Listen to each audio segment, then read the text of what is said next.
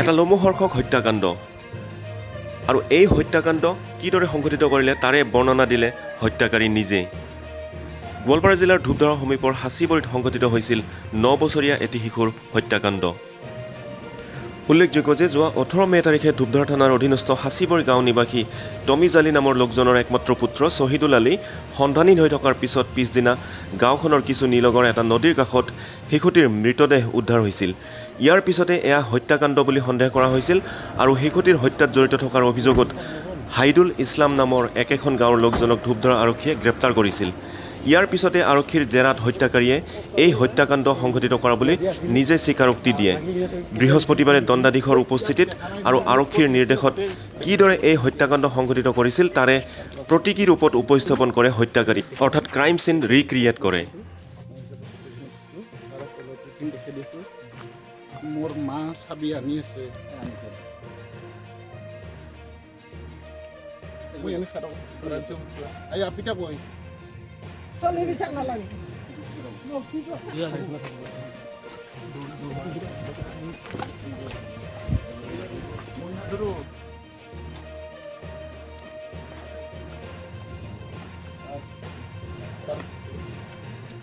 মই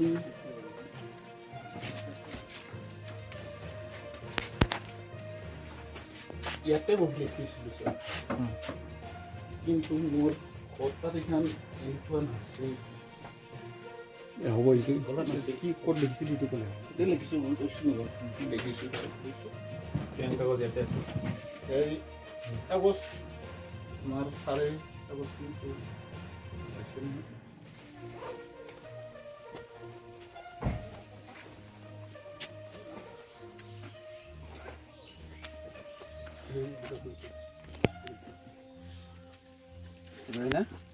ছাৰ ইয়াতে আৰু 4-5খনমান পাত আছে।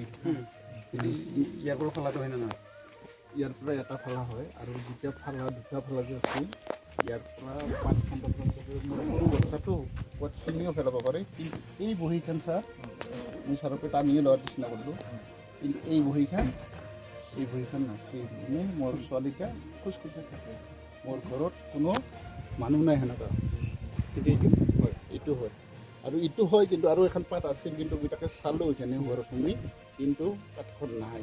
ক'ৰবাত ছিঙিটো পেলাব পাৰে, কাৰণ মোৰ বাচ্চাটো দেখি পকেটত ল'লোঁ, লৈ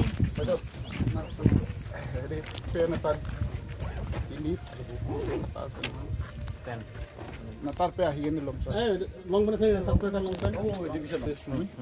তাৰপিছত মই ল'ৰাটা মোৰ আহিছে মাছ মাৰি অহাৰ পিছত মই তাত ভাত পানী খুৱাইছোঁ, কি ধুনীয়াকৈ হেৰি কৰিছোঁ। কৰাৰ পিছত সেই ল'ৰাটাই মোৰ যেতিয়া বিয়া হ'ল ল'ৰা সি মাছ মাৰি আছিল, আছে এই পোষ্টাৰ গুৰি ছাৰ পোষ্টাৰ গুৰি পোষ্টাৰী গাড়ীত বৰষুণ এখন আছে, গাড়ী মটৰ বঢ়িয়াকৈ চলি কৰি চাইকেল মানে চব যায়।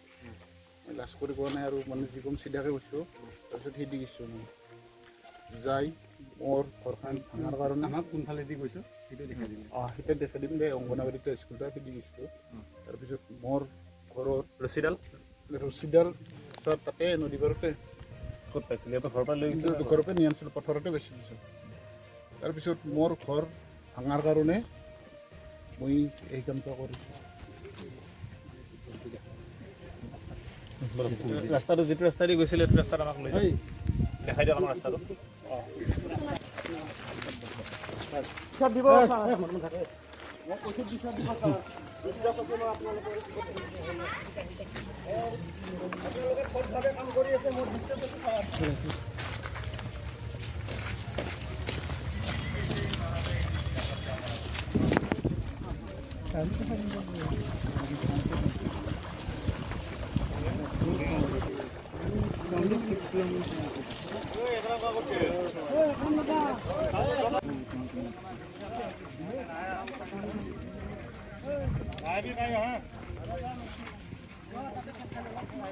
নাজানে না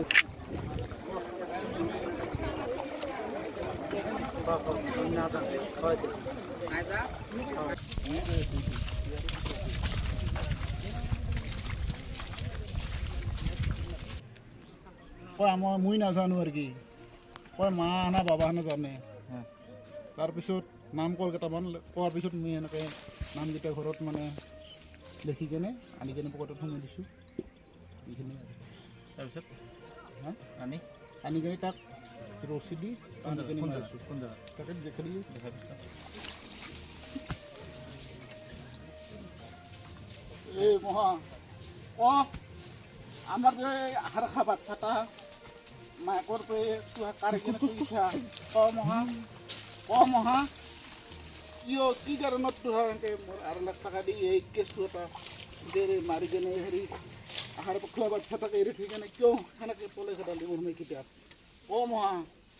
মহা বুলি কৈছোঁ পইচা নাই মহা মোৰ আহাৰ খাবা বাচ্চাটা কিয় সেনেকুৱাকৈ কৰিলে পইচা 8 লাখ লৈ বন্ধনত 50,000 ধান বেচা কাম কৰা পইচা লৈ মোক বজাৰ কৰিব খেতি দি কেনে তোহা কিয় এনেকুৱা কৰিলি মোক নহ'লে তোক মাৰি পেলাম তোক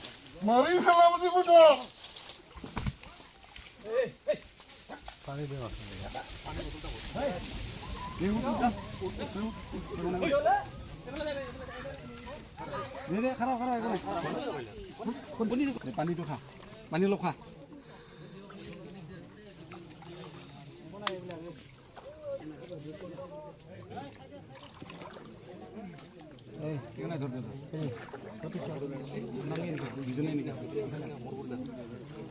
অলপমান পানী খা বেছি নাখাবি তাৰপিছত বাকীখিনি ছাৰক দেখাই দিলে ছাৰ এই আগত মোৰ আহাৰ খোৱা বাচ্চা এৰি থৈ যিখন মানে এহা মানে পলাতক কৰি খেদি দিল মোৰ ব্ৰেইনে কাম নকৰা যিখিনি লেখা বস্তু আনিছিলোঁ পকেটত সোমাই দিছোঁ সোমাই দি মাৰি দি মই ঘৰত ৰিটাৰ্ণ দিছোঁ ৰছীডাল হয় বাকাৰত ঠেলি দি এতিয়া আমাক ৰচিটো ক'ত দেখাই দিছে এইটো ছাৰক দেখাই দিলে দেখাই দিম দে হৈছে অলপ সুস্থিৰ হৈছে হৈছে ওপৰলৈ যাব লাগিব না ওপৰতে যাব কৈছে সিফালে নে ইফালে যাব হ'ব এনেকৈ যাম যিহেতু ইফালে পানী হ'ল সেইদিনা কোনফালে গৈছিলি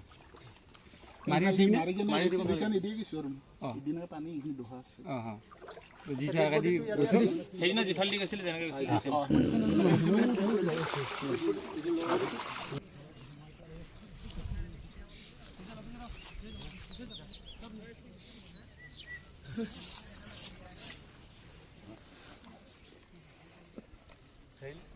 খাবনে নে আপোনালোকে খাব ফিংগাৰ প্ৰিণ্টৰ কাৰণে দেখাই দি ইডালে ৰচি উঠাই কিনে ছাৰক দেখাই দি তাৰ পৰা মই হাতে লৈ আহি ইয়াত পেলাইছে পেলাই থৈ কৰি দিছোঁ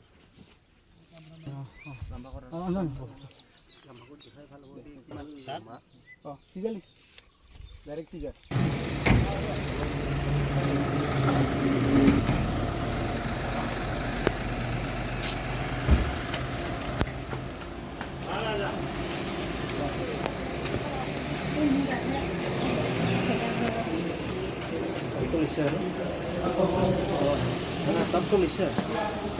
যোৱা দেওবাৰে ইয়াৰ ধূপধৰাৰ যি হাচিবুৰি গাঁৱত এজন 8 বছৰীয়া ল'ৰাৰ মৃতদেহ উদ্ধাৰ হৈছিলে আৰু পৰৱৰ্তী সময়ত তাৰ কিদৰে সেই ঘটনাত সংঘটিত হৈছিলে সেই বিষয়ত আৰক্ষীয়ে বিভিন্ন দিশৰ পৰা চাৰি জাৰি চাই এজন অভিযুক্তক গ্ৰেপ্তাৰ কৰিছিলে আৰু তেখেতৰ স্বীকাৰোক্তিৰ ভিত্তিত আজি সেই যিটো ঘটনা ঘটিছিলে তাৰ পুনৰাবৃত্তিয়ে তেখেতে অভিযুক্তগৰাকীয়ে আমাক দাঙি ধৰিলে কিদৰে তেখেতে ঘৰৰ পৰা গৈ সেই যি হত্যাকাণ্ড সংঘটিত কৰিছিলে তাৰ এক পুতলা এটাৰ সহায়ত আমাক দেখুৱায় আৰু তেখেতে স্বীকাৰোক্তি দিয়া মতে উক্ত দিনা তেখেতৰ পুত্ৰৰ সৈতে যিজন মৃত্যু হ'ল তেখেতৰ দুয়োজনে একেলগে মাছ ধৰিব গৈছিলে মাছ ধৰিব অহাৰ পিছত তেখেতৰ নিজৰ ল'ৰাটো ঘৰলৈ ঘূৰি আহে কিন্তু যিজনৰ হত্যাকাণ্ড সংঘটিত হ'ল তেওঁ তেতিয়া মাছ ধৰিয়ে আছিলে তাৰ পিছত অভিযুক্তগৰাকীয়ে তাত গৈ ঘৰুৱা কিছু তেখেতৰ পাৰিবাৰিক কিছু অশান্তি চলি আছিলে কিছু কাজিয়াৰ সূত্ৰপাত হৈছিলে আৰু তাৰ ভিত্তিতে তেখেতে উক্ত ল'ৰাটিক তাত হত্যা কৰি তাতে পেলাই থৈ আহে আৰু তাৰ যিডাল ৰছী যিডালে এই হত্যাকাণ্ড সংঘটিত কৰিছিলে হত্যাকাণ্ড সংঘটিত হোৱাৰ পৰা 150 মিটাৰমান দূৰত সেই ৰছীডাল পেলাই তাৰ পৰা তেওঁ ঘৰলৈ ঘূৰি আহে।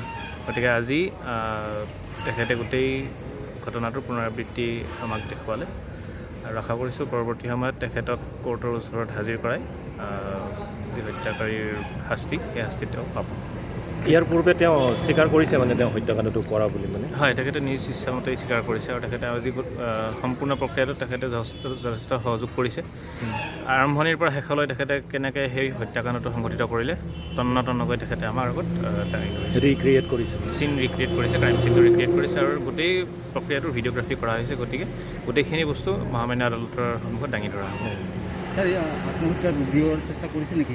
আত্মহত্যাৰ কাগজৰ টুকুৰা এটা ইয়াত আৰক্ষীয়ে লাভ কৰিছে, য'ত যি তেওঁলোকৰ পাৰিবাৰিক যি হাই কাজিয়া চলি আছিলে তাৰ কিছু সম্ভেদ আৰক্ষীয়ে লাভ কৰিছে। পৰৱৰ্তী সময়ত তেওঁলোকে আৰক্ষী প্ৰশাসনৰ ফালৰ পৰা সেইখিনি চালি জাৰি চাব। কিন্তু আত্মহত্যাৰ ৰূপ দিবলৈ চেষ্টা এইটো কাৰণে কৰা নাই বুলি ভাবিম যে তেখেতৰ মৃতদেহটো য'ত উদ্ধাৰ হৈছে তাত কোনো চিপ জৰি ল'ব পৰা কোনো সম্ভাৱনা নাই। যিহেতু ডিঙি চেপি তেওঁক হত্যা কৰা হৈছিলে, তাত চিপ জৰি লৈ তেনেকুৱা সম্ভাৱনা নাই। ঠিক আছে।